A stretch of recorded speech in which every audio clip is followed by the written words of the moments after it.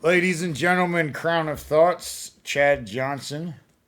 How's it going? It's good to see you, Aaron. Thanks for inviting me over. He's at Starbucks, and so I was picking him up from Starbucks. He goes over to Giant. I'm like, I'll get a coffee quick.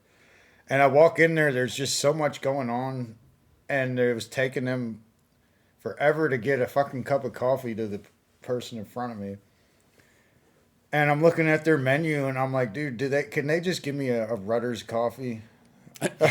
Like, so we left. I don't even think they have regular coffee on the menu itself. It's I just couldn't there. find it. Yeah. I couldn't find just coffee. They have pictures of stuff that's like seasonal. So I usually go because I'm in there so infrequently. Whatever's on the picture, just give me that. That seems good.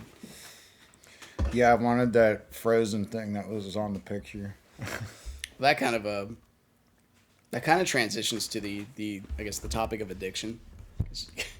things that are in front of your face can very much be addicting, especially if you're taught that they're okay. Yeah, if they're considered to be normal, like we were talking about with the sugar, it's addictive. But if you think that's just everyone does it, or whatever, everyone does it. It's almost like how cigarettes used to be. Not so much now, but it used to be like, yeah, it's bad, but everyone does it. It took us fucking do it. Whole generation to figure out that's not a good idea. Yeah. And in the 50s, I think it was just like a thing. They didn't really think about it. Well, it's also something like the loudest voice, and if money's attached to it, will become what your culture thinks about and values. Not often the most correct voice, the wisest voice, but the one that's full of passion. Because passion and pain go hand in hand. If something hurts, well, you're going to probably think about it more so than something else. And that's usually like an agency of passion. Negative shit. Yeah. You attract to it negative shit more. And negative, the things in the negative are like one of the causes of agency. Like this is replete in scripture. The agency of negativity pushes people to go back the correct way. Yeah, that's what happened to me. So when I started doing like improving my life and everything, my fear was like the momentum from the life I was living was causing me pain. When the momentum from running away from that pain ends, how am I going to stay doing the right thing? Like, what's going to be my motivation beyond pain? Yeah. So you need, and that does go back to that one thing. Who was it? Nietzsche or someone? Someone said something about. Oh no, it was just Jordan Peterson. He's like, yeah, it's a logical thing to say. There's no point to life, or there's no meaning to anything, and you're a complete nihilist. But once you drive a stake through your arm, now something matters. So pain's like the only motivation. Does that mean you're a nihilistic or style mentality? You think? If pain is the only motivation. Well, I actually took a minute to think about. So I try to find the common denominator. My thing I like to do in the evangelical sense is wherever you are, I'm going to try to pull you to Christ. And I need to understand you first. And every person's just a crazy, weird being who has weird beliefs. Then they might have listened to the pop culture, then maybe they didn't. Who knows? We got to figure that out. Because to assume an entire culture believes one thing is to assume people are individuals. But anyway, so I try to figure out a definition of pain. And pain is it's either separation or threat of separation. I think that's like the common denominator. Because if a stake goes through your arm, well, what is the pain telling you? Well, my arm is about to separate from my being. That's not good because that's part of how being operates, and I'm contained in this fleshy vessel. But that's not the only kind of pain. There's also anxiety. What if my wife leaves me? What if my 401k fails? I'm going to die tomorrow from cancer. That's also a type of pain because it increases anxiety. Is that your only motivation? Well, that's a good one because then it keeps you away from that, or maybe thinking about that and trying to find a way to buffer yourself around that. Does that make sense? That has to be part of your motivation anyway. Yeah, but you have to recognize it too. because it's part of life, and it's part of the end of life specifically. So so some people are highly motivated just because they're interested in something. Yeah. And so what's the difference in someone's mentality if the only motivation is pain, or they're genuinely engaged and interested in stuff and they're motivated? That, I guess, there's a positive and negative motivation. The positive one is that's the Occidental type of religion. That's like very Western. It's the idea. This is where you get to the masculine and the feminine, like in Maps of Meaning. It's something you reach for, and it's something that God promises. If you reach for this, I'll reward you. But if you don't do this, the world will have you, and we'll see what that looks like. And the opposite of that is very much Eastern. It's the matriarchal mother of sacrifice and all their deities, saying you must do something to appease the earth. You must do something. You must sacrifice to appease the earth. So you give yourself a little pain to prevent the ultimate pain. That's like the matriarchal deity structure of like a lot of the Eastern beliefs. So one reaches for something, one's trying to prevent something. But the depths of hell are almost unlimited. But it seems like you need to do certain things specifically to keep life. So the difference in motivation is maybe moving forward into the future properly, as opposed to trying to hide in a cave and never exploring. Because one leads to stagnation. Things will never change because you're always just trying to stay above water.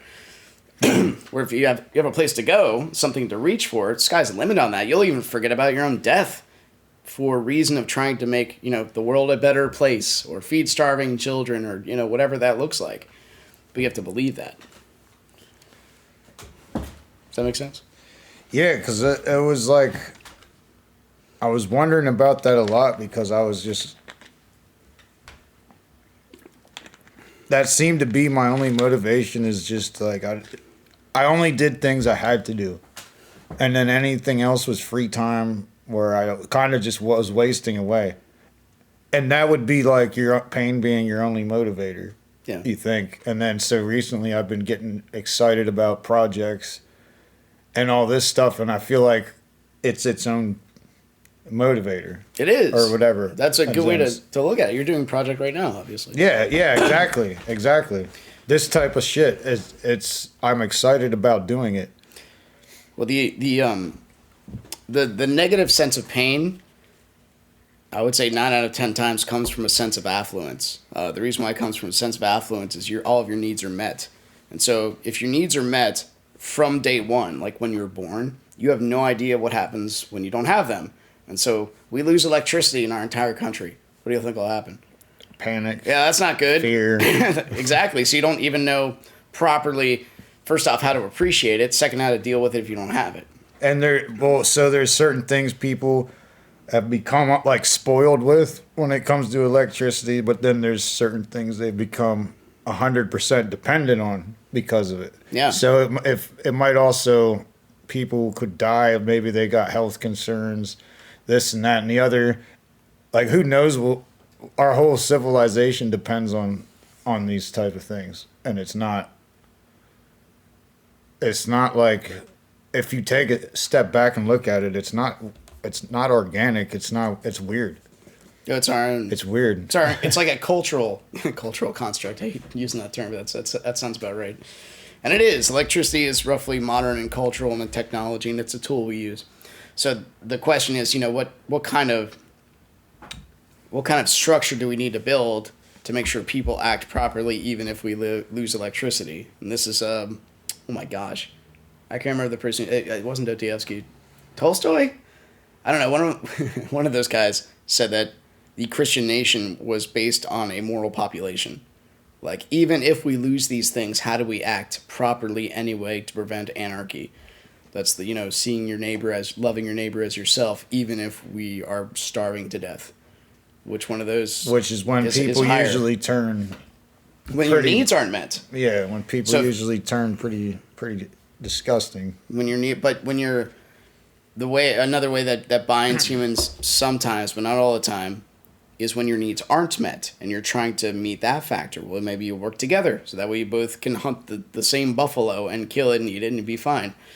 because you're in a place of want right then, and that'll help you proactively. So do you think people that are like super evil and treat other people horribly, murderers and this and that, have had psychological needs not met to the point where they went insane? We need definitions. What is evil? Harming someone with intent to harm them? Well, what if a person's beating my child? Would it be evil if I beat them?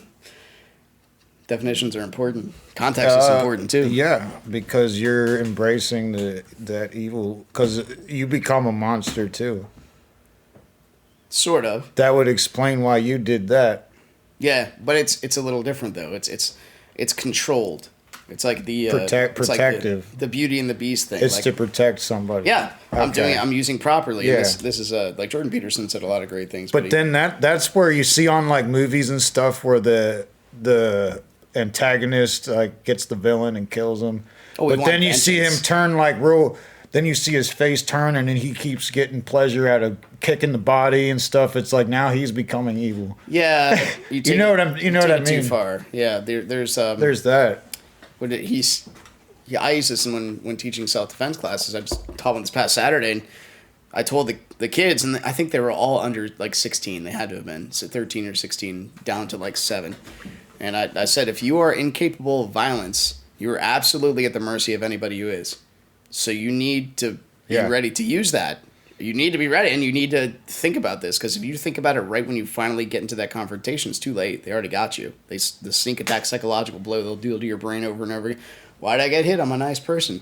I don't understand what's going on. I shouldn't be in a fight, but I don't. And you'll just keep getting hit until you're on the floor, and that's when it's too late. So you should be understanding of the world. That's like non-naivety. So yeah, you can. So we're on the definition of evil. Violence is sometimes necessary to protect what is good. That's like the spirit of goodness. Okay, so maybe the definition of evil is deriving pleasure from harming another person. Because even if you're defending, and I would, if someone was going to kill my family and then I went and killed them, I would probably derive pleasure in that. But would that maybe be the point where I would be turning evil? Well, it's myself. And the pleasure. That's a weird thing. I've actually never really thought about it like that. Yeah, the pleasure is that it'd be vengeance, and vengeance is never satisfied. Vengeance is mine, saith the Lord. That's scriptural. Because what are you going to do then with all the hate you had? And this is also does historical. It go away? No, it doesn't. It never does. You'll figure out another way to use that somewhere, and then unless you need a way to get rid of that anger and that tension in your heart. That's why So that's not going away when you exact your revenge on this person that did this horrible thing, and you finally they get what they deserve, whether the fucking cops see or not. Like on a taxi driver, when he's like I'm taking this into my own hands. Because none of these cops are doing nothing, man. I'm gonna go in there. Do you think his hate went away after he killed that? Did you know what I mean in the movie? Like he goes up and there's which movie we're talking about? Taxi Driver. Oh, well, so there's this prostitute, and then there's I've the pimp had, and so he rescued the girl from the pimp, and he shot him. Yep, shot him in the hand. Did it himself because the cops wouldn't get involved, and he's like, so if he like. So vengeance could be seeking vengeance could have you could derive pleasure in that. So vengeance would be the same. It'd be like Batman. It's like anything that's not protecting. If we're talking about violent behavior, that sounds about right. Anything that does not help. Well, then we get into utilitarianism. You got to be careful with that, and pragmatism. Human life flourishing. That was Sam Harris's big thing when he's like, that's the ultimate goal, and science can prove this. But really, do we want human life to flourish? Well, what is humanitarianism and pragmatism? So utilitarianism means happiness is the ultimate goal. So the more, if more people could be happy here on choice A versus choice B, we choose choice A, even if it means slaughtering all of choice B. That's not always right, because happiness is fleeting. And not everybody's happy all the time. For the better good of the whole. Yeah, not only the good, but the pleasure of the whole. Is that what you would say? Yeah, that's utilitarianism. And pragmatism is literally just that. It's logical. Well, we're trying to build a better humanity. Let's euthanize everybody with Down syndrome. That's eugenics, and you disregard the spirit of life itself when you start picking and choosing who gets to live and who doesn't. I think it was when you were on last time. I said not everyone should have children, man. What if you're like schizophrenic and you have like 5 kids and shit like that? How'd that happen? That's a story. Well, I'm just proposing an idea, but yeah. Then afterwards you said something like that, like if you head towards that direction in your head, and you keep going, you get towards eugenics, and basically the Nazis and all that shit. Yeah, that's the direction it'll take you. And we also talked about violence, and it seems like certain things are necessary to a degree, and when you go too far down any one path, you're fucked. Yeah. Yeah, basically. Their Maps of Meaning is it's a great read. It took I can usually burn through a book in like a day or two. This one took me about 2 or 3 months. I can't believe you read that book. So much information here, but he makes a lot of great cases in the book, and he quotes Nietzsche properly quite a few times. But he puts all of reality into the combination of the there's a certain section in the book where he puts reality into there's the unknown, the known, and the knower. And the knower has to balance between the two. Because if you already know everything or think you already know everything, you are Satan. Because I already know what's necessary in life. And you're also unteachable. There's no explored territory. There's no adventure. It's also stagnation. That's conservatism. You're Satan. If you already know everything. That's why when you approach another person, you come as a little child. Christ said this, and you come as a little child trying to learn. Or approach the kingdom of heaven as a child. You try to learn. And as you learn, then you can bounce off what you know from the known as you go into the unknown. Does that make sense? Okay. But you're saying you're Satan because you know everything. Well, the whole concept of the devil is I don't need anything. I don't subject myself to any kind of hierarchy. Like I am all there is. That's kind of like this yes, it is. It is just that. It's the highest angel who thought he was more beautiful than God. But the thing about Christ is he subjects himself to God and to life itself. So if you walk through life saying like, dude, I don't need shit from no one. I got this. Yeah, good luck with that. I got this. You flick the lights on. Fuck all you. I'll survive. No one ever needed to give me anything. I earned it myself. And that's ignorant. Because you didn't build your car out of the metal you mined from the ground and all this other stuff. Everyone here that can hear this is heavily reliant on other people, whether you like it or not. If you say different, you're just lying to yourself. And that's where it is. That's exactly what it is. It's lying to yourself, saying that I've done everything myself, even though you're a created being. And that's Satan. That's the spirit of the devil. So I've had that attitude in the past for extended periods of time. That's why I asked that question. What does that say about during those times when I had that attitude, what would that say about my character? Well, you're willfully blind, and you were also a young man. I mean, as you know, this is my 4th decade, and you're in your 30s, I'm guessing, and there's a time where you are your strongest. Your body heals itself regardless of what you consume, very well, and it's just the nature of men and being outgoing more so. And then after a while, when you see the world, or at least pay attention to it, you understand, wow, yeah, I am kind of reliant on a lot of things that are not myself. And if like any little piece of this was actually taken away, I would suffer terribly and have no idea where to go from here. That's a young man's philosophy. That's why what is the saying? When you're young, you're a Democrat. When you're older, you're a conservative. Something like that. That's usually the political...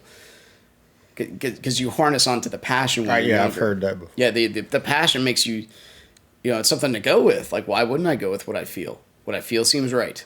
Well, sometimes not. Because if you're going to build a proper structure to have life, like kids come up, you want to stay with your wife, even if you are tempted on how you feel.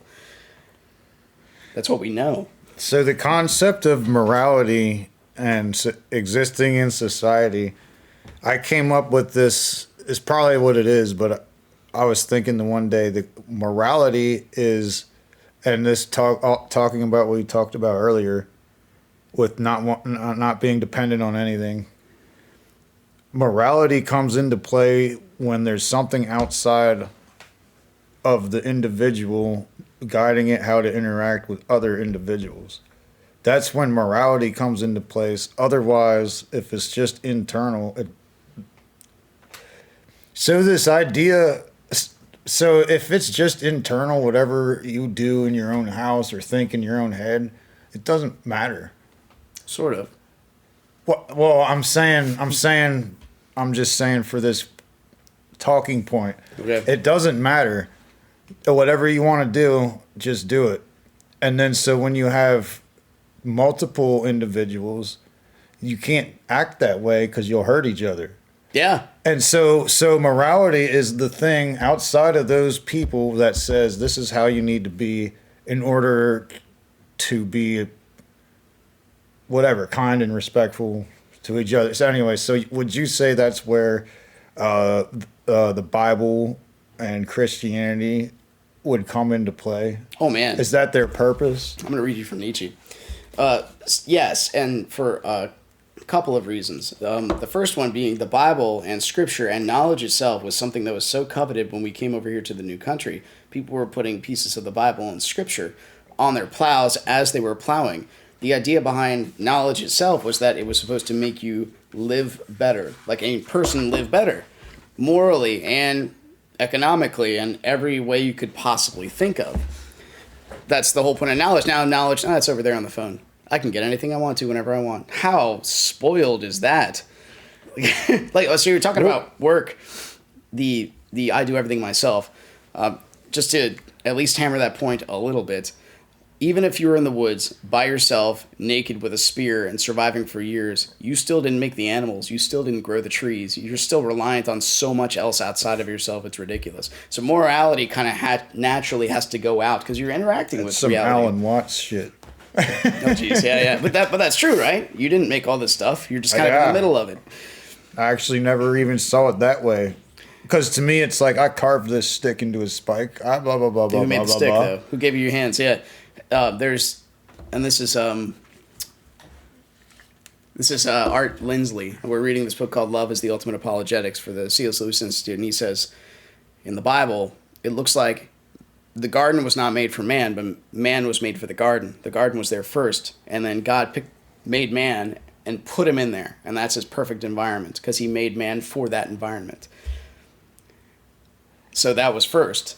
So you're kind of not subject to the whims of it, but you're supposed to pay attention to it, and it's for you, but you were made for it.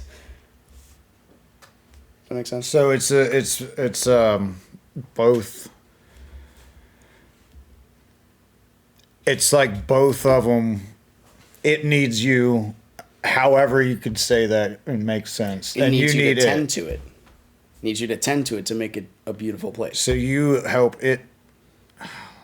You help your environment. It's hard to say That's because all right, I can't say it. It is a specific thing, but you're as necessary for your own environment as it is for you. Is that what you're saying? The environment was made for you, but you have to tend to it. That's be fruitful and multiply. Be fruitful and multiply were the two commands given to man before he fell in a natural sin. So be productive, make the garden better, and then have kids. Those are the two paradigms that were given to man. And if you do both those things properly and then have the continuation of the species, you tend to grow up mature with a sense of community. That's been historically the case. So I'm going to read you from Nietzsche, and this is from Maps of Meaning, talking about Christianity. And the other thing is, going back to it, the Bible was one of the binding books that everybody read because everybody wanted to get better and everyone wanted to have knowledge. And that's off of the back of, if you ever read Fox's Book of Martyrs, the terrible things the Catholics did to the Protestants for actually just wanting to read Scripture and study it. Because back then the Catholics didn't let the they didn't let anyone but the head guy read Yeah, and he read it in the Latin Bible. with Yeah, he let it in. in read it in a language they didn't understand. So why would they keep all that from them? Because so they could They made control them and use they made money off it. Catholicism for. So they use Catholicism basically just to herd the people like Yeah. sheep. And it denies the dignity of a human worth if you deny them knowledge to live properly. Instead, you want to help them. But there's no money in that. There's no control in that. There's no power in that. Believe the Catholic Church because we know the Word of God. Believe vaccines work because we tell you they do. It's the same kind of rhyme. It's the higher up that's in control of information. Like when the printing press came out, they didn't want Bibles printed. They really did not. Yeah, that's a whole. I know a lot about that situation too, and it's just weird how they controlled the narrative. Controlling the narrative. That's existed for so long, dude. It's so interesting. I didn't even want to say that. I know, but it's relevant. But that's what it is. That's exactly what it is. So even though, just real quick, that's all right. Even though they were using something sort of like some offshoot of Christianity, I don't even know what your thoughts are about Catholicism. But it's close enough. So even if they were using something technically good, they were exploiting the people. Yeah, there's a little bit of truth in what they were saying. So the religions are not, they're not like untouchable. Like they can be corrupt as well. Oh my gosh! Yeah. Anytime anything becomes corporate, corruption enters right away. The Christians are the best and the worst representatives of following Christ on earth. Anytime a church gets anywhere big where money's involved. It's a big difference. Yeah, it's just that you have to pay people. You have to take people. Some people are never going to be happy with the decisions you make because we also have this self-centeredness of us. Like I am worth more, maybe more than I think, and more than they're giving me, and they're paying that other person more than me, and I am way more spiritual than them, and I do. You get this martyr complex to it. There's a whole bunch of stuff that can go on inside of a church. Try not to do that. That's the point. Try not to do that. And you aim at teaching people scripture. This is you serve God or man, right? This is something that Christ taught. You can either serve God or money. If you aim toward money as being your biggest thing, everything falls. But if you aim toward doing the right thing, teaching people to live better out of scripture that binds everybody together, that has bound everybody together in this country since its dawn, money will come if it needs to. It just does. People hear your message, you're like, I support this. I like the message you hear. Here, keep going. That's where the tithing will just come, and that's the first church as well, where everyone shared everything because it's like this message sounds good. So what happens if you take that away? And then this is Nietzsche. When one gives up the Christian belief, for example, one thereby deprives oneself of the right to Christian morality. If Christianity is a system, a consistently thought out and complete view of things, if one breaks out of its fundamental idea, the belief in God, one thereby breaks the whole thing to pieces. One has nothing of any consequence left in one's hands. Christianity presupposes that man does not know, cannot know what is good for him and what is evil. He believes in God, who alone knows. Christian morality is a command. Its origin is transcendental. It is beyond all criticism, all rights to criticize. It possesses truth only if God is truth. It stands or falls with the belief in God. If modern Westerners really do believe they know, of their own accord, intuitively, what is good and evil, if they consequently think they no longer need Christianity as a guarantee of morality, that is merely the consequence of the ascendancy of Christian evaluation and an expression of the strength and depth of this ascendancy, so that the origin of modern morality has been forgotten, so that the highly conditional nature of its right to exist is no longer felt. So he's talking about the evolution of Christianity, which you can get to with affluence. You have this great system that keeps us flourishing better than any system has ever done in our American history, any history ever made. And we want to destroy that because we evolved to affluence. Like we don't even know what we have, and the evolution of, being right here and forgetting what's down there, is the system just topples over. And that's the Tower of Babel as well. because the tower gets so big, you forget what's down there, and you forget to pay attention to it, and then your base crumbles and the whole thing topples down. And that's Nietzsche. That's the Tower of Babel is like modern day version would be something getting too corporate, basically. Yeah, you forget what you were supposed to do to begin with. Like, what was your intent? Well, to sell bikes. Now you're a multi-billion-dollar corporation. Oh, we just want to look good. I swear Harley at a certain point of the year will overproduce for the purpose of the stock market. Not even to sell the fucking bikes. Yeah, I can see that. You want to make it look like you have a lot of potential. That's crazy to think about, though. I bet other companies do that and hire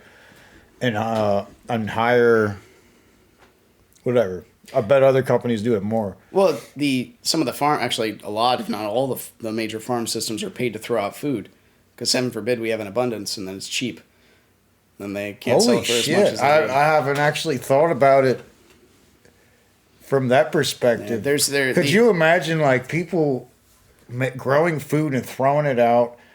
And growing food and throwing it out, and there's other people you don't that have are to imagine starving. This is a thing that happens. Oh, I can imagine. No, it's laughable. A light bulb just went off in my head when you said that. Yeah. I'm like, oh my god!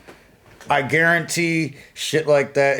Was that what happened in communism? Oh no, that communism. They believe the lie. They believe that.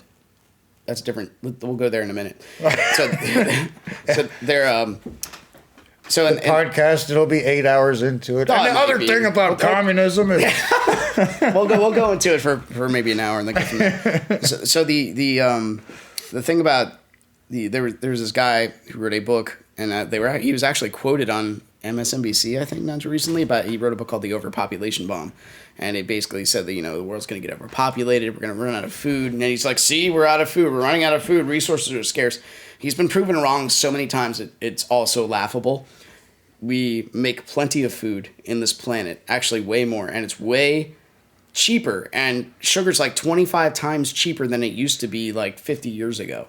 It's ridiculous cheap. Food is ridiculous cheap to make, to produce, to sell, and to drive to people and to get to people. So is water. But that's not the point. That's not the problem. The problem is power. I'm not going to give food to that country. Or I'm going to prevent food from getting to that country. For this other weird reason. For whatever. Maybe political reason. Maybe it's unforgiveness from past bloodshed. That kind of thing. Or maybe I'm just going to, pay the farmers to throw it out so that way I can make more money on it and charge more for milk. That kind of thing. Well, like that's exactly what they did with the diamonds. I'm not sure about that one.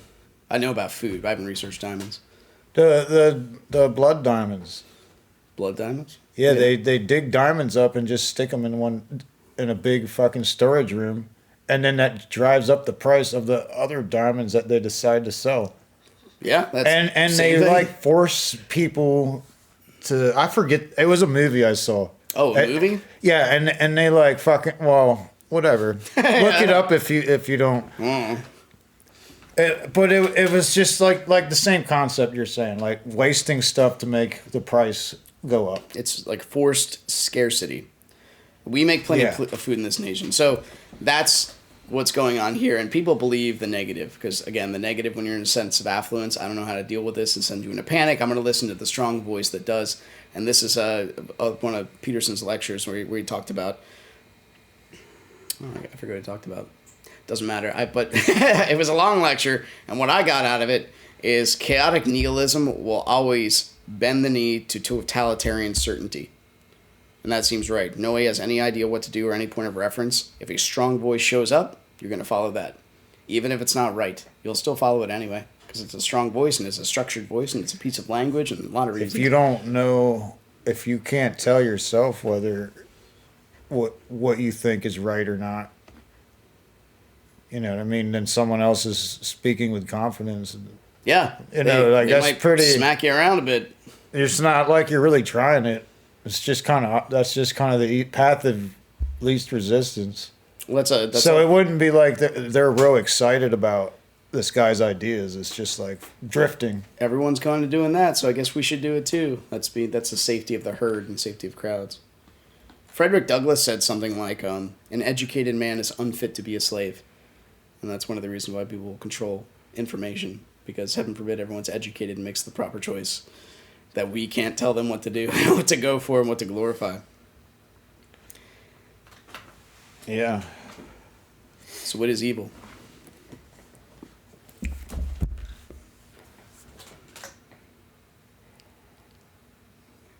What is good? We could start with that. It's something. It has something to do with yourself and not other people. Goodness? Whatever the definition of evil is, it starts there.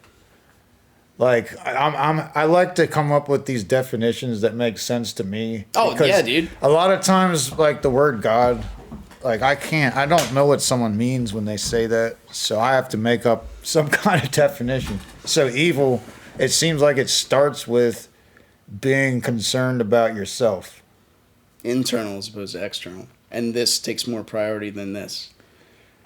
Yeah. Something like that, right?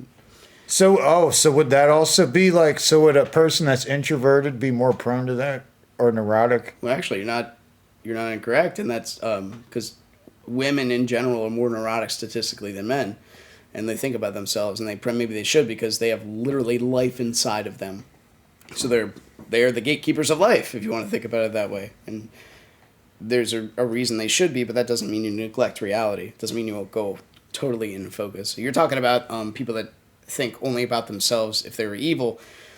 Well, there are sociopaths. Or if that's where it starts. There are sociopaths, and sociopaths can overcome their own issue, but they have to know. They have to know that, like, same reason, like, you like heroin, but you have to know you shouldn't have it. Same thing. I have to know I have to value people. You can overcome that, and you can make it so you can actually fight your own psychology of being a sociopath or a narcissist. You have to know people are valuable, and you stick with that principle. That's a principle. That's something that guides your life eternally. You can apply in all times and all places, as opposed to a slogan. Sluagarum, battle cry of the dead, like a just do it from Nike. Probably shouldn't apply that to a lot of scenarios. Love your neighbor as yourself, though. That you can. I can't think of a time when. It's not a very helpful thing to say. Just do it. Yeah, I know. It's like it's totally void of context, like at all. It's like terrible. you're chopping up vegetables for a salad, and like someone else walks in the room, and you're holding the knife. Just do it. Yeah, that's bad. Have it your way. Slasher flick style. Like, or Wendy's, right? Wendy's has been common lately. But have it your way at McDonald's. Well, you didn't make it my way. I'm going to go back there and make it myself. Yeah, it's probably a bad idea. Wendy's is like the only one I can handle anymore. I like Wendy's. That's an interesting topic. How come? So now that the inflation is insane, fast food is more expensive than a sit-down restaurant. You're paying for time. Really? Convenience. I want it right now. Yeah. Because when fast food came out originally, it was the point of it was cheap. Yeah, you get a $5 bill, boom, a meal, and then you go, and it's garbage. You know it is, but it's $5. So now they know people are gonna buy it regardless. They're fucking addicted, so they charge whatever they want. Because I could not believe the price. I was just swinging through. It was Taco Bell and Wendy's, and I'm like, holy shit, what's going on? And then I could go to Round the Clock Diner, and it's cheaper to get a real meal with a cup of coffee. That's crazy. I had posted that, but that's nuts. Huh. Yeah. That's has nothing to do with what we're talking about, but that's just something that's been on my mind. It sort of does. So addiction. What are you paying? That goes back to addiction, I think. Well, there or impatience. Schultz and Itzen. I bought the 3 Gulag Archipelago volumes. So I'm going to read them all. But he makes the point. He's like he draws this picture, right, of 4 or 5 you're in a cell. The guard throws 1 potato to all of you. And he does this every day. You're going to watch 2 people and they're starved to death. Do you have time to think about God and morality? And then he flips that. You're a person with a full-time job. You can do whatever you want to. And you choose to waste your time. Do you think about God and morality? He's like, they're both kind of overlapped. They're both, because if you look at our culture, and we're paying for time, we're paying for things we don't need, we're paying for convenience. I just want to go get my food and come back. I don't want to spend time on it. You're paying for time, for time. But if you're paying for time, that's time wasted that you're paying for, because you had to make that money somehow. So they both overlap, and he one of the things he made is it's more to do with impatience. Yeah, that's part of it. It's like the what do they call it? The tyranny of the immediate. Like I need, or the unbearable present. That's how Jordan Peterson puts it. It's like, because we're always moving forward toward what? Well, the waterfall maybe, but you're always moving forward. So we gotta go. We gotta keep going. We gotta progress. What are we paying for? But Solzhenitsyn makes that case, like when they're overlapped. He's like, whatever you were before you were in that mess, you're gonna be more so when you're in it. So the people that were moral, they would, if they really had a moral heart, they would give the food away to the point of their death. If you were really cutthroat, you would fight other people for that potato. Same thing in the under extreme circumstances. They become more. They become more. It's not like, so you're saying the moral people don't become insanely corrupt during those times, whereas they would become more moral. Well, it depends what your base is. Like what do you stand on? What gives you value? Is it just you being not in hunger every day, not in pain every day, or is it something greater than that? So like, where's your aim? Where are you going with that? That's the thing he tried to point out there. Like, you need a basis that's beyond your immediate needs. So it's sounding like where I've had points in time where I would live, and it's like I had to go to work to have the house. Other than that, that was my only thing. At least you had that. Seriously, what would you do? You'd wallow. Like we need, men especially, we need something to do. That's never been something I ever had to think about my whole life. Like not working. I was a workaholic. I was everything-aholic. But so there were those points where I'd be working 65 hours a week. Shit like that. So I always had work ethic, but I had no other drive other than that, because that was survival. Okay. And so nothing else. And so what's my point? So would that lifestyle be a side effect of something immoral or evil or whatever you're trying? You know what I mean? Because you have no motivation besides meeting your immediate needs. Would that be a side effect of some other thing? Well, then you measure culture in there as well, because culture, with the American dream, you work so long, then you retire at 65, and life is just blissful after that, something like that. That's what the American dream is, or at least it used to be. I don't even know what it is these days anymore. Do whatever's right now. That seems to be more of a case these days. Yeah, pretty much. So your work ethic, but that thought that there's going to be this magical time where now you did it. Yeah, that's it. I've achieved something. And that never happens. No, actually, you should never stop working, really. You just work for different things. You get yourself stable, and then you go out and maybe help somebody else that isn't. Well, I see there's like different phases in life. Yeah. And there's times where you're under turmoil. There's times where you're peaceful or whatever the fuck. There's blah, blah, blah, blah. You hang out. You know, there's these scenes in life. You were hanging out with these people in this place, and then a couple years later, you're doing this or whatever. And as you get older, it keeps doing that. Like, I took care of my grandma till she was 98 and died. And it was like the last couple years, like she couldn't do nothing. And I would go help her.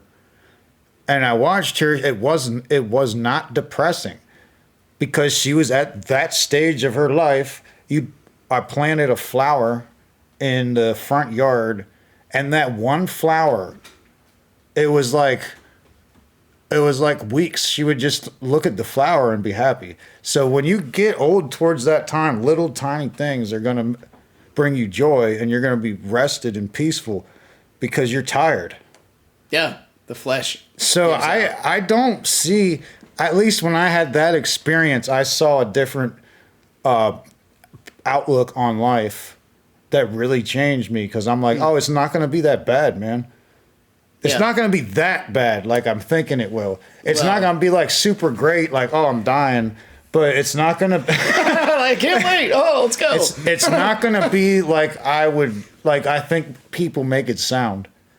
But maybe that depends on you. Well, it depends where she was also spiritually. There's the sting of death, and you're taught to be afraid of death for a very long time, and death is the unknown. A guy at my work makes this case very clear. He's like, what happens after life? You don't know. So your best thing to do is make heaven here. But with that philosophy, he's one of the most miserable people that people interact with. Because he doesn't believe, and anybody can know the afterthought. Nobody can know. That goes back to the devil mentality we were talking about before. He already knows everything. So there's this thing you keep bringing up about something to live for outside of yourself that goes on after you die. Like basically you're talking about children, but it could be something else. Is that what you're talking about? Like you keep bringing that up.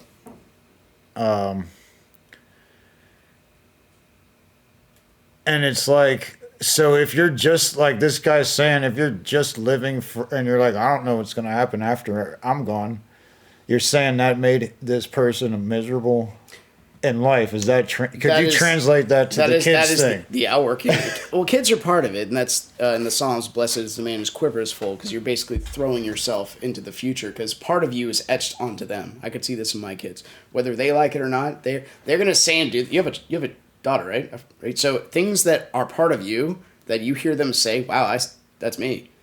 Like it'll just show up. That we're not precisely record and playback machines, but we try to memorize patterns of the people we look up to. They have no choice. They're going to look up to you. You're part of them. That's just how kids and adults work. So something looking up to you for direction, is that maybe the thing that makes you less miserable? Part of it, because then you're taking care of something that goes beyond yourself. That's parenting. That's one big part of it. That's a big part of it, because that's the flesh is like mending the earth with the transcendent. So does parenting bring you to like a new plateau of levels of enjoyment? Yeah. Well, that you wouldn't even know about otherwise? Like, is there like a plateau? Like some people like live their whole life and never even know about this special feeling. Well, some people want it and can't get it. Some people want to have kids and they can't get them. And so, like, what's that? You know? Well, it doesn't stop with kids, and we'll put parenting over here for a minute. All right. So the idea is transcendent values, things, and if you pay attention to life, you can see spirits and you can see demons and you can see these things, but you need to think about them and you need to see them. Now, they're unseeable, but they're seen at the same time. Work ethic is a good example.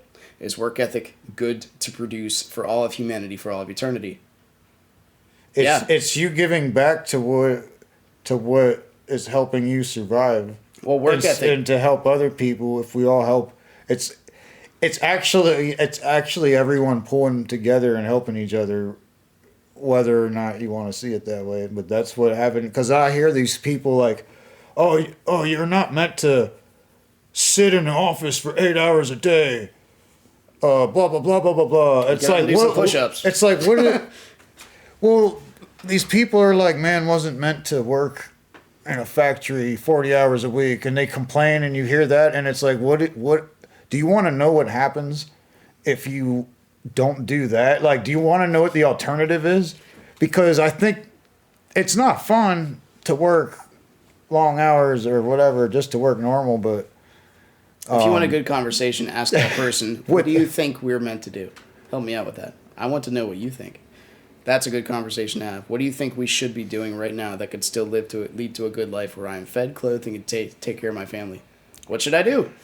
Help me out. What does society look like? There's methods throughout history that were used that didn't turn out so well. And yes. I think what we're doing now is okay. It's all right. Maybe it needs improvement, but that's to sit there and say like blanket statements like that, and so that's the thing when people know what they hate, what they don't know what they want. They have no aim. So, and I talked about that before with you, like the punk rock thing. It's like they know what they're against, but they don't know what they're for. Yeah. And it's just kind of blind. Well, that's a That's Chesterton quote. I just read it earlier from the other book. It's because you're a constant skeptic. You're even skeptical of your own judgments. So you have nothing to base your judgments off of. You lose your right to hate anything because you even hate what you base your own stuff on. Does that make sense?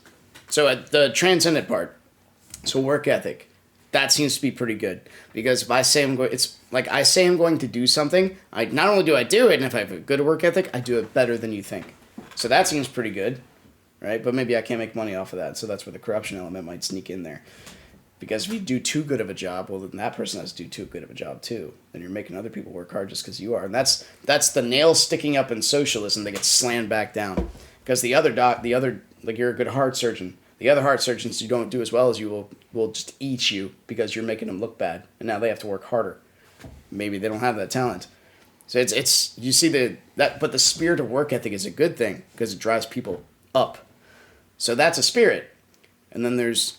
Well, we can see demons. The demon of addiction's one. The demon of addiction that's fed to the culture is a big one. Sugar is a big one. Opioids is a big one that you can just let go into the culture. I think sugar is the best example, even if you're talking about the worst lethal depths of addiction you could imagine. Sugar is the best example because the person consuming it is not getting high. They're getting extremely hooked, and it happens to everyone.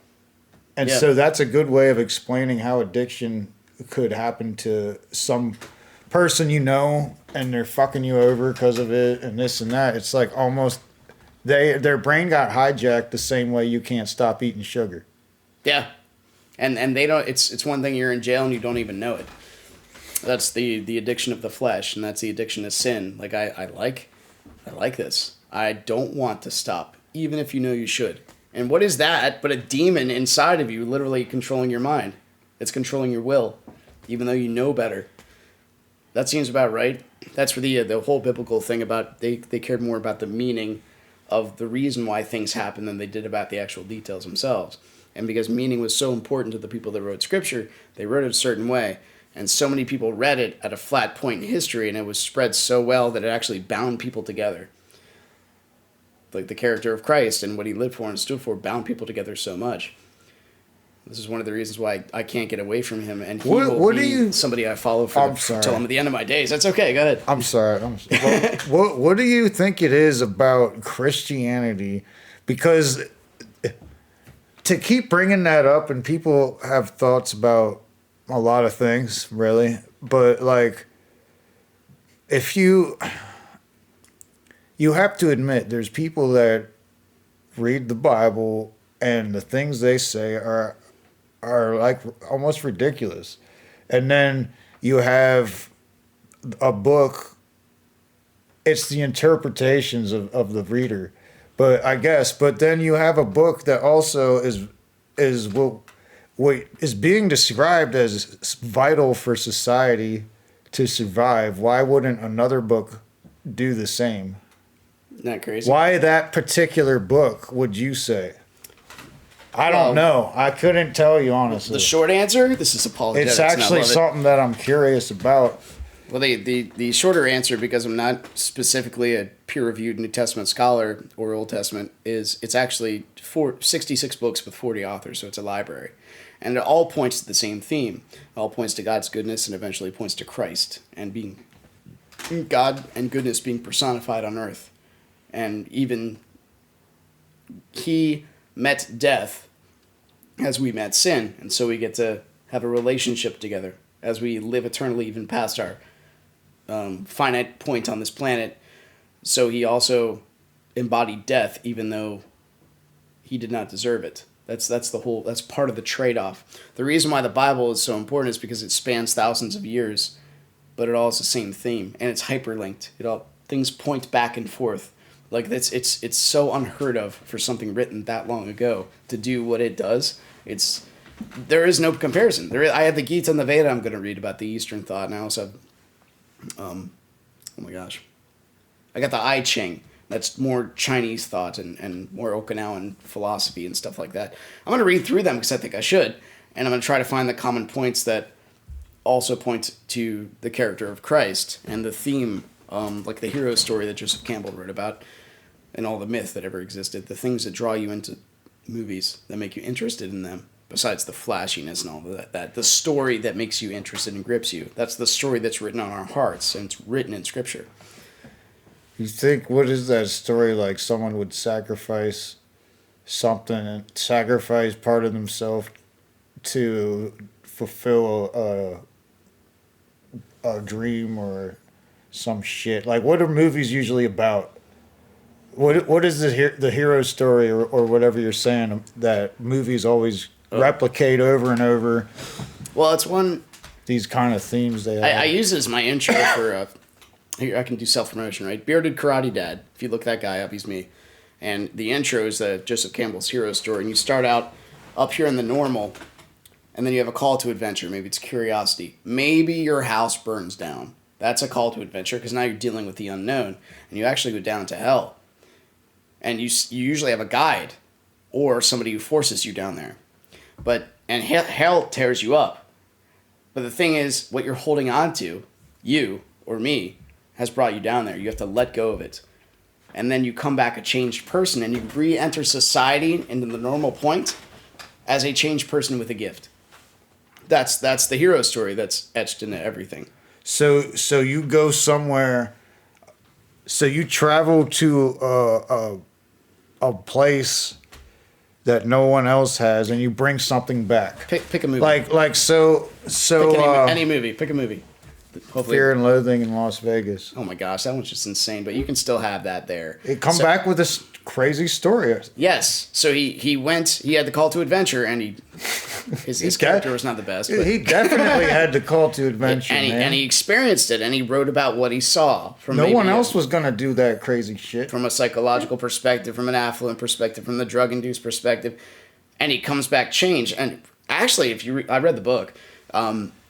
What he wrote at the end is the buffalo something about the wave that started from the east, went all the way to California, and then crashed back when dealing with drugs and politics. Like how it went back and forth and just splashed. It was really poetic, believe it or not. And that all came from that, and he came back changed. I know the quote, but I don't remember. I can't recall it. Me neither. Right now. But it's been like 20 years since I've seen that movie, so. But yeah, so that's the point of most any movie. Pick another movie. Unless it's some weird fucking art film that has no point. Well, that's where you look at it, you throw up, and you're like, I didn't get anything out of that, and that was very disturbing to watch. And that's when and there's such a thing as a good tragedy. That means things bad happen in the end, but you think, you know what, that's closure. And the Terminal List with Chris Pratt's a good modern version of that. If you haven't seen that, it's worth watching. Don't watch it with kids. Holy crap, there's some graphic stuff in it. But it's about this seal that gets roughly framed. And you can't tell if he's crazy for like 3 episodes, and they're like an hour and a half long each, or if he actually was, because he has a brain tumor. And sometimes he hears and sees things, and he goes back into his memory. Like, memories and reality cross over. And you're like, maybe he is crazy and shot his wife and kids. I'm not sure. It does a great job of guessing, and the end is a tragic end, but it's good to watch. It's like I got fulfillment out of that, like that kind of feeling.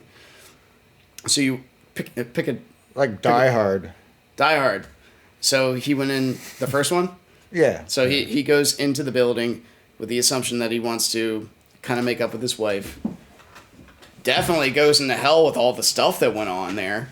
And he comes back a changed person, seeing what he'll do for his wife and for other people. And because the cops weren't believing him, he has to do things himself, and he actually gets to find out what he's made of. And he goes back in society, a tried and true person. That's the hero story. It's the same thing. They should have had you do the trailer. What? For the film. People would be like, holy shit, I'm going to see that. Yo, Dante's Inferno, the trailer for that game is like the embodiment of it, at least the first part of it.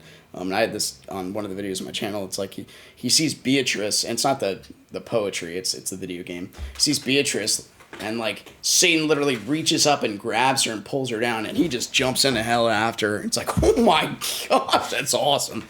So, I think I have the Ain't no sunshine anymore. I tried posting it, but I got like the video got taken down because that song is not allowed to be played. Like if I sing it right now, this video might come down. That's how strict they are with it. It's weird. I'll get a lot of times it'll say copyright complaint or some shit, and it doesn't do anything. Yeah. Oftentimes they'll keep it up there. I think you can't. Are you monetize. saying they actually took it off? Yes, they wouldn't be posted because I played that song. That's Okay. copyrighted by them. So that's the hero story, and that's literally pointing toward Christ. You were just waiting for Die Hard. Fear and Loathing, you're like, oh my god. Well, it is there, but it's like people that watch Fear and Loathing are not going to get any kind of spiritual revelation. I got a spiritual revelation when I watched it. Sort of. So and this is actually a Starship Troopers. This is a. I could go on for like an hour. And I can point it out to you. You say the name, and it takes me 5 minutes to unpack it. But the point, and Christ said this: "Greater love is no man than to give his life for another." So that's something. If you want to know why it's self-sacrifice might be valued highly, well, it's in Scripture. Christ said it. That seems to be a good reason. Otherwise, you're kind of, if there's no reason, no life after death, no. Maybe you believe in karma. Who knows? Maybe that's a good reason, but it seems shallow, and you're forgotten about. And that's why you're saying faith. So holy shit! So could faith be?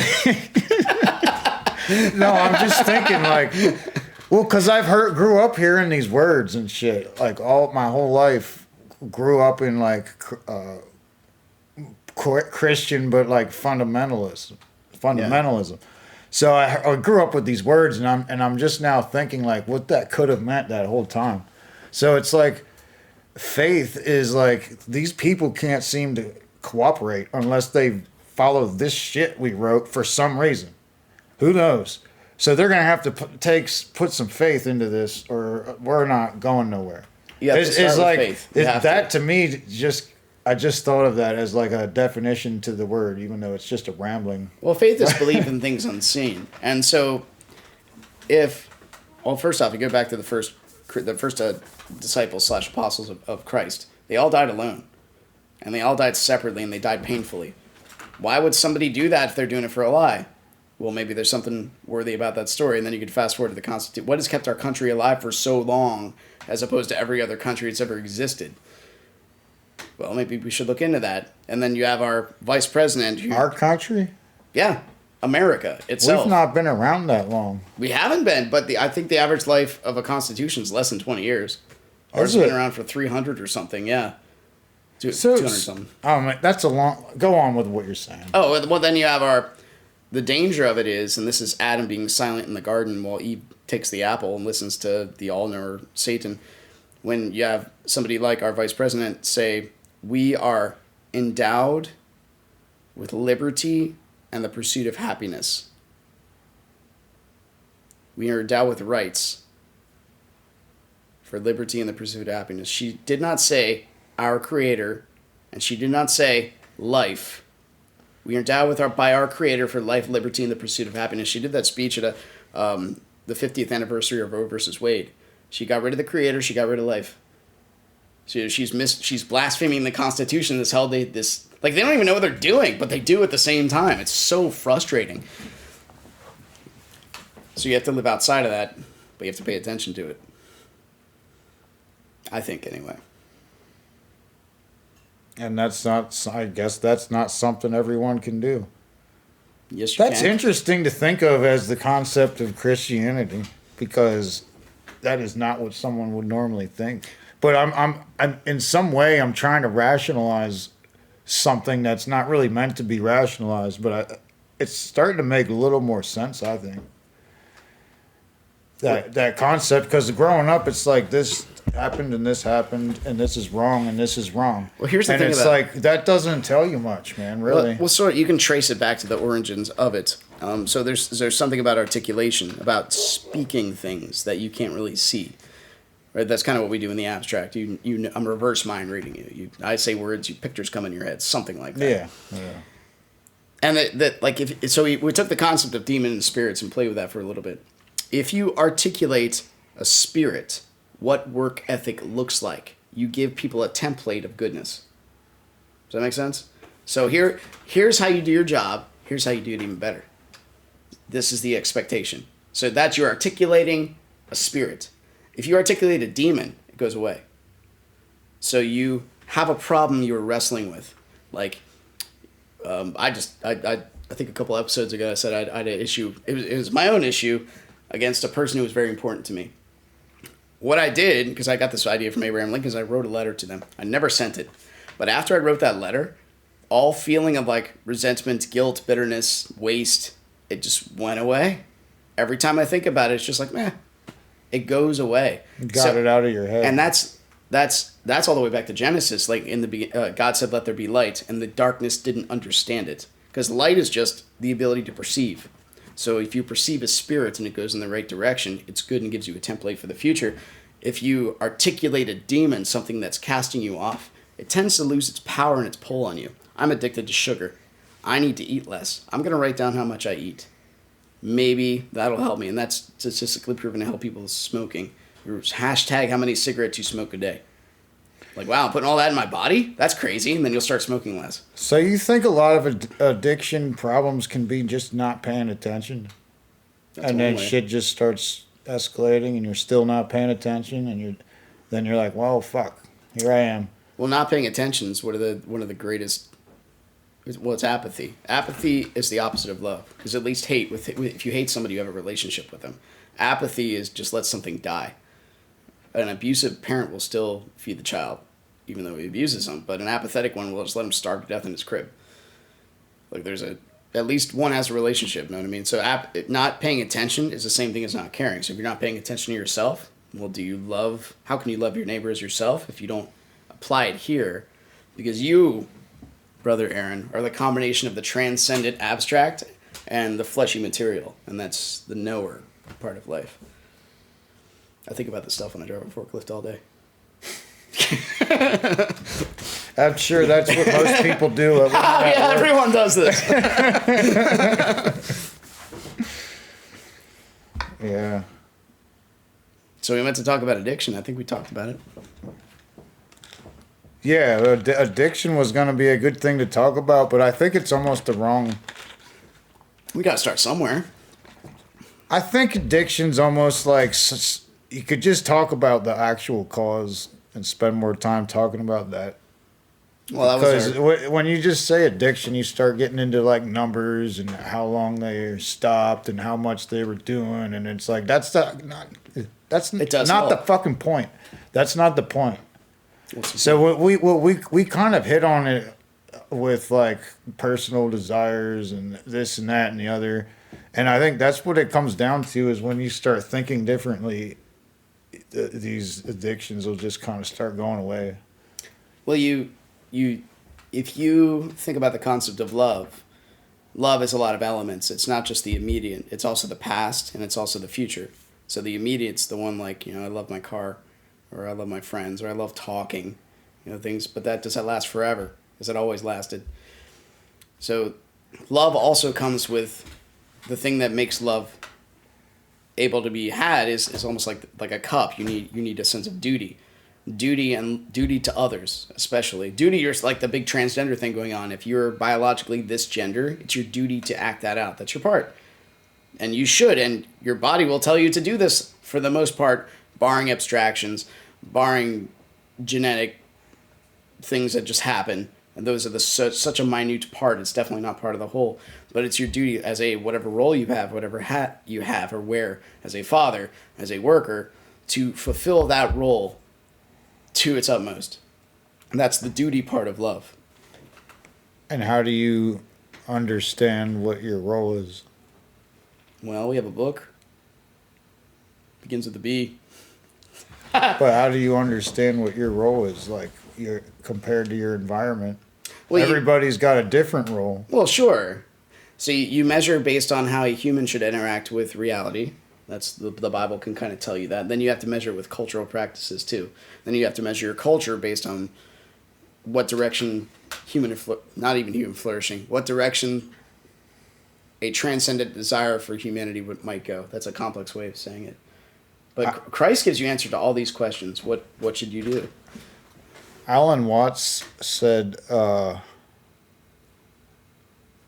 he was talking about people saying this was put on me. This isn't my responsibility. That's This Rousseau. happened to me. And then he said at the end he quoted, "What is put on you saves you." Yeah, well, that's So your duty. that's I thought of it differently when I first heard it, but that would be taking on your role Yeah. because it's put on you and you're not necessarily choosing it. Is that like obviously it's not 100% either way. Like you choose things as well, but Well, it's like the garden. It's there. We should tend to it, lest it turn into a jungle and then eats us. Something like that. Roles and responsibilities, they're heavy, man. And you need to be able to measure them properly and fulfill them. Now, what he was going to, I think initially, I'm not an Alan Watts scholar, but that's very much Rousseau. Like, it's society's fault that I had to steal to stay alive. It says the blame's over there. It points the finger all the time. Augustine says, that's the direct contrast to this, is no, it's my fault. I chose to steal. And that puts the blame on something you can actually control. Like, I can't, how do you change society? Like, do that right now. Like, you can't do that, but you can start here. This is where the unknown and the known intermix. You can start there at least. You can start with your own character. That's being red pilled, right? Something like that. yeah, and it's interesting from I don't know from living multiple like everyone has stages throughout life, and they have different attitudes and different ones and shit. At least I did. And it's interesting, like what caused me to feel and think this way compared to this way and shit. And it goes back and forth. So there's something in the background there that, you know what I mean? It's just, It helps you know yourself if you write it down. And then when things disappear or lose their touch, you can roughly say maybe that was a demon. And if things get clearer and maybe I should pursue that as you write it down, well, maybe that seems like a good thing. like I called it in the last episode I did, bright spots. Like, like when you feel depressed, but every now and then you're okay. And Oh, yeah. and you don't know why. Moments of clarity. And those are called bright spots, and try to pay attention to that stuff because it's telling you something. So I had to tell my wife, she's like, are you coming? I'm like, no, it's going to be a little late, honey. Yeah, there are moments of clarity, and maybe those are gifts to you when you see your life. Maybe I should stop this. Then you go right back into it. Those are like little lifelines. Well, when I was making some changes, I noticed that, and it's like, well, okay, what it was, I'll just explain it. Is I noticed sometimes, like I was real depressed, and I noticed sometimes everything would seem okay, and then I'd go back again. But what it was is I was the certain days where I was real depressed. I just wanted to get through the night, and so I lowered my expectations to just getting through the night, and then it was like I can do that. And it's like then I was like I have my expectations for life are way out of control. I expect way too much shit. And so that was a bright spot for me. That's a good way to measure it. It's dealing with pain. Pain shortens your time window. Yeah. All right, well, I must be going. All right. The wife calls. Yep. Oh my gosh, your cat's so fat. I know this stupid cat. Because it cries when I'm trying to cut its food down You listen to it. sometimes. Are you a good master? All right. Chad Johnson, Crown of Thoughts. I haven't done one in a while. And this was a good one. We talked about a lot of cool shit that I think was put in a way that makes sense to me anyways. You gonna read your Bible? I have to read this book by Mary Young, who's coming on here. Oh, okay. And I'll grab it real quick. but I have to read it before she comes on. Oh, So when's she coming on? When I finish reading this What's the book about? I like books. It is, Blossom and Bone. yes. What's it about? Mary E. Young, a bone witch. A bone witch. Yeah, believe like fantasy. Oh, okay. Fiction. Cool. So, all right, guys. Let me know if you find the hero story in there. I bet I guarantee it. So, It's a fantasy novel. All right, Crown of Thoughts, Chad Johnson. Everybody have a good day. And whatever. I'm trying to stop swearing constantly, man. you're doing all right. All right, guys. Peace.